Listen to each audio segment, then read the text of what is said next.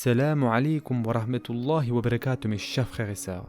Aujourd'hui nous sommes à la deuxième partie donc sur l'explication des du'a, c'est-à-dire des invocations. Et aujourd'hui nous allons voir Inch'Allah comment louer Allah Azza wa Jal comme il mérite d'être loué.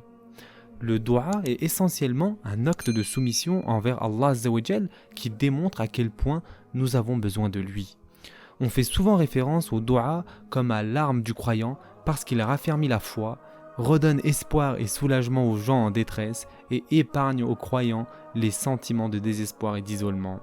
Et plus important encore, Allah subhanahu wa ta'ala aime qu'on l'invoque et qu'on implore son aide et il nous encourage à l'invoquer pour tous nos besoins et désirs. L'érudit musulman Ibn al-Qayyim radiallahu anh a ainsi décrit le du'a.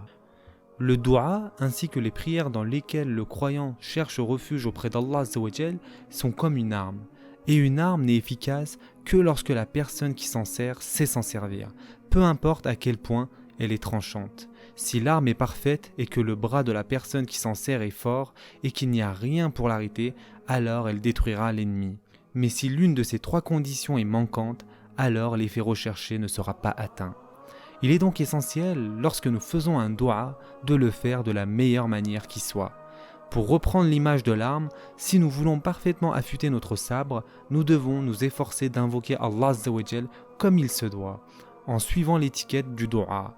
Respecter cette étiquette, c'est faire preuve de sincérité et de la volonté de maximiser ses chances de voir son du'a accepté par Allah Azza wa Jal, qui dit dans le Coran « Et quand mes serviteurs t'interrogent sur moi, alors je suis tout proche.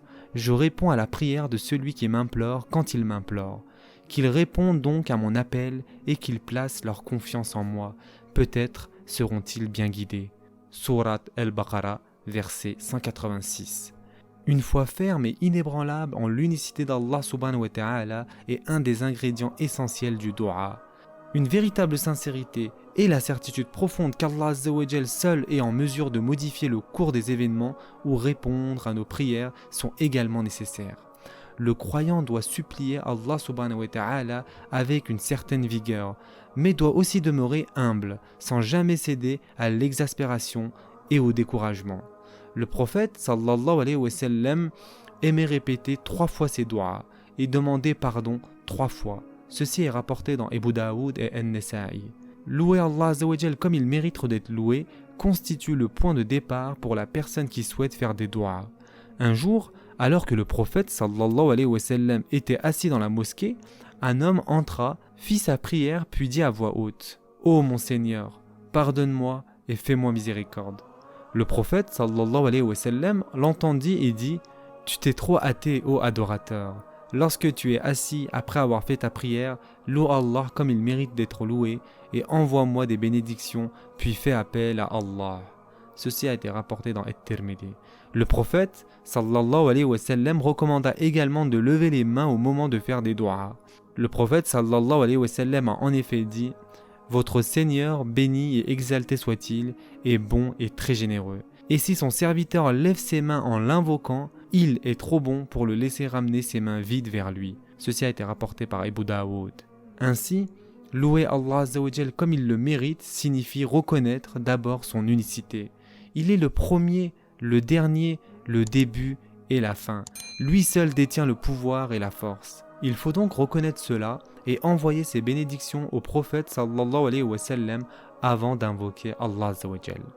Le croyant doit invoquer Allah Azza wa Jal avec humilité.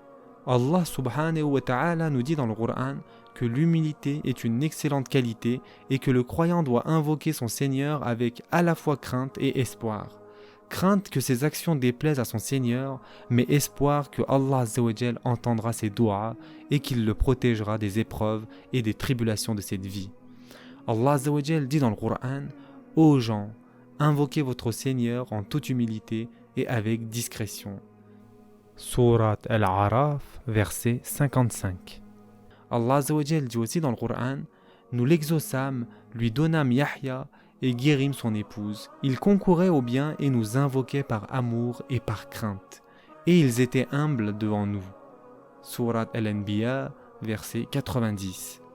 Allah Azza wa Jal dit aussi « Et invoque ton Seigneur intérieurement en toute humilité et crainte, à voix basse, le matin et le soir, et ne sois pas du nombre des insouciants. Surat Al-A'raf, verset 205. Les meilleurs moments pour faire des du'as sont entre autres tout juste avant la prière du Fajr, lors du dernier tiers de la nuit, durant la dernière heure avant le coucher du soleil, le vendredi, lorsqu'il pleut, et entre l'appel à la prière et le Iqam, c'est-à-dire l'appel fait immédiatement avant que la prière ne commence. Un autre excellent moment pour faire des du'as est lors de la prosternation durant la prière. Le croyant doit s'efforcer d'utiliser des termes clairs et concis lorsqu'il invoque Allah Azza wa Jal. Les meilleurs du'as sont ceux que faisaient les prophètes d'Allah subhanahu wa ta'ala. Il est bon d'utiliser les du'as authentiques que l'on trouve dans le Coran ou dans les hadiths, ou bien d'utiliser des paroles qui nous viennent spontanément à l'esprit lorsque nous voulons demander pardon à Allah Azza wa Jal ou rechercher sa protection. Il n'est pas permis d'inventer de nouvelles règles et d'établir par exemple ses propres heures, endroits ou nombre de répétitions de du'a. Cela équivaudrait à un acte d'innovation, ce qui est totalement interdit. Le du'a du croyant doit être spontané. Lorsqu'il se tourne vers Allah Azza wa Jal dans un moment de détresse ou dans un moment de grande joie, il parle à Allah subhanahu wa ta'ala du fond de son cœur et avec beaucoup de sincérité. Le croyant ne doit jamais avoir peur de converser avec Allah Azza wa Jal ni de se confier à lui. Mais s'il initie d'étranges rituels comme réciter tel dua 30 fois chaque mercredi après la prière du Asr, il vient d'apporter une innovation dans la religion. Ainsi, le dua doit être spontané ou provenir d'une narration authentique. Parmi les situations où les du'as sont le plus susceptibles d'être acceptés, mentionnons le du'a de celui ou celle qui est maltraité ou opprimé, le du'a du voyageur, le du'a de celui ou celle qui jeûne, le du'a de la personne désespérée et le du'a d'un musulman pour son frère ou sa sœur en son absence. Ceci est la fin pour aujourd'hui. Prenez soin de vous mes chers frères et sœurs et à très prochainement, Inch'Allah.